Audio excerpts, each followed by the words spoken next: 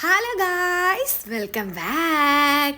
ദേ നമ്മുടെ ഓണം ഈ പടിവാതിലെത്തിയല്ലേ.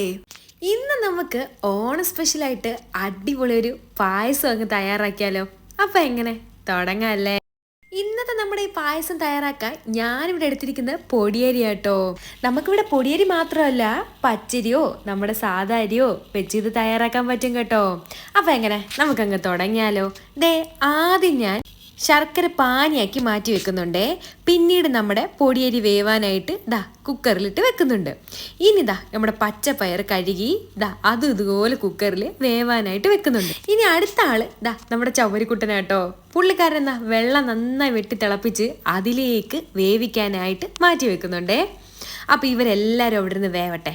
ആ സമയം കൊണ്ട് നമുക്ക് ഇതിലേക്ക് ഒഴിക്കാൻ വേണ്ടി തേങ്ങാപ്പാൽ തയ്യാറാക്കി എടുക്കും. അങ്ങനെ നമ്മുടെ തേങ്ങാക്കൂട്ടനെ രണ്ടായിട്ട് ഉടച്ചു, അതിലുള്ള വെള്ളത്തെ മാറ്റി വെച്ചു. ഇനി ചിരവയും നമ്മൾ തമ്മിലുള്ള യുദ്ധമാണ് അടുത്തതായി കാണാൻ പോകുന്നത്. സുഹൃത്തുക്കളെ, എനിക്ക് ഒട്ടും ഇഷ്ടമില്ലാത്തൊരു കാര്യമാണ് തേങ്ങ തിരുമ്മൽ. പക്ഷേ ഇത് ചെയ്യുന്നത് ഞാനല്ല കേട്ടോ, എൻ്റെ കുഞ്ഞായാന്നേ. അപ്പം നമ്മൾ തിരുമിയ തേങ്ങ മിക്സഡ് ജാറിലേക്ക് ഇട്ടു, തേങ്ങാവെള്ളം തന്നെ ഒഴിച്ചു. ഇതേപോലെ നന്നായിട്ട് അടിച്ച് പേസ്റ്റ് പരുവത്തിൽ അതിനെ എടുത്തിട്ടുണ്ട്. വാവ്, നല്ല കുറുകിയ തേങ്ങാപ്പാൽ. ആ സമയം കൊണ്ട് നമ്മുടെ പൊടിയരി വെന്ത് നല്ല സെറ്റായിട്ട് വന്നിട്ടുണ്ടേ. നമ്മുടെ പയറൂട്ടനും വെന്ത് വന്നിട്ടുണ്ട്. പിന്നെ പറയണോ, നമ്മുടെ ചൗപ്പരി വെന്ത് സെറ്റായി വന്നിട്ടുണ്ട്.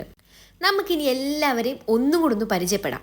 ഇന്നത്തെ നമ്മുടെ പായസത്തിന് വേണ്ട ആൾക്കാരെ പരിചയപ്പെട്ടാലോ. നമ്മുടെ ചെസ്റ്റ് നമ്പർ 1 ഉരുക്കിയ ശർക്കര, പിന്നെ കട്ടി തേങ്ങാപ്പാൽ, അടുത്ത ആൾ ചൗവരി, പിന്നീട് നമ്മളിവിടെ എടുത്തിരിക്കുന്ന പൊടിയരി, പിന്നെ പച്ചപ്പയർ പുഴുങ്ങിയതും.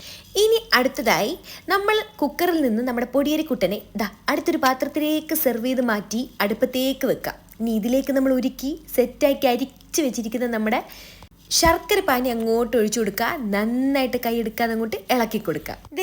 ഇതുവരെ നമ്മൾ വളരെ മനോഹരമായി ചെയ്തിരിക്കുന്നു.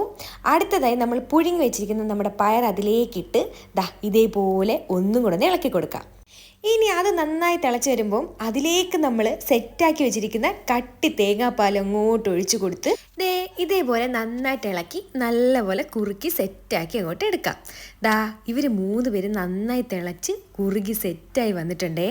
അപ്പോഴത്തേക്ക് നമുക്കിതിനെ മാറ്റി അങ്ങോട്ട് വെക്കാം. ഇനി അടുത്ത കലാപരിപാടി ഇതുപോലൊരു പാത്രം അടുപ്പത്തേക്ക് വെക്കുക.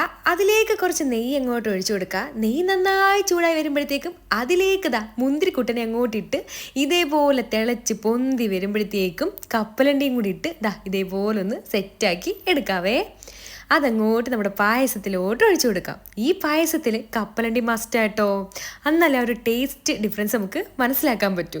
നമ്മുടെ ഓണത്തിനും പിന്നെ ബർത്ത്ഡേക്കും അങ്ങനെ സ്പെഷ്യൽ കാര്യങ്ങളൊക്കെ വരുമ്പോൾ തയ്യാറാക്കാൻ പറ്റിയ അടിപൊളി ഒരു പായസം കേട്ടോ ഇത്. ഇപ്പം നമ്മൾ ഇട്ട് കൊടുത്തത് ജീരകപ്പൊടിയാണേ. ഇനി കുറച്ച് ഏലക്കാപ്പൊടിയും കൂടി ഇട്ട് നന്നായിട്ട് ഒന്നും കൂടെ ഒന്ന് ഇളക്കി സെറ്റാക്കി എടുത്തിട്ടുണ്ടേ. ഇനി നമുക്കൊരു സെർവിങ് ബൗളിലേക്ക് ഈ പായസത്തിനെ അങ്ങോട്ട് മാറ്റാം.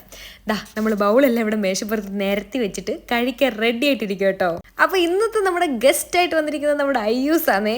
അയ്യൂസ് പായസം കുടിച്ച് നോക്കിയിട്ട് എങ്ങനെ ഉണ്ടെന്ന് ഇപ്പം നിങ്ങളെടുത്ത് പറയും. അയ്യൂസ് പായസം എടുത്തിട്ടുണ്ട്, കുടിക്കുക കേട്ടോ. കുടിച്ചിട്ട് ഇപ്പം അയ്യൂസിൻ്റെ മറുപടി കേൾക്കാം. സൂപ്പറായിട്ടുണ്ടെന്നാണ് അയ്യൂസ് പറയുന്നത്. നമ്മുടെ അയ്യൂസ് പറഞ്ഞ കണക്ക് അടിപൊളി ഒരു പായസം കേട്ടോ ഇത്. എല്ലാവരും ഒരു പ്രാവശ്യമെങ്കിലും വീട്ടിലൊന്ന് ട്രൈ ചെയ്ത് നോക്കണേ. അടിപൊളി ടേസ്റ്റ് ആണെന്നേ. നിങ്ങൾ ഒരു പ്രാവശ്യം വീട്ടിൽ തയ്യാറാക്കിയാൽ പിന്നെ ബർത്ത്ഡേയും ഓണവും ഒക്കെ വരുമ്പോൾ നിങ്ങൾ സ്പെഷ്യലായിട്ട് ഈ പായസം തയ്യാറാക്കും. എല്ലാവർക്കും ഇഷ്ടാവുകയും ചെയ്യും. അന്നേരം നമ്മുടെ ഈ വെറൈറ്റി പായസം നിങ്ങളും ട്രൈ ചെയ്ത് നോക്കൂലേ? ട്രൈ ചെയ്തിട്ട് ഫീഡ്ബാക്ക് കമന്റിൽ അറിയിക്കാൻ മറക്കരുതേ കൂട്ടുകാരെ. അപ്പോൾ അടിപൊളി ഒരു പുതുപുത്തൻ വീഡിയോയുമായി വീണ്ടും കാണാം. Love you all. Bye bye.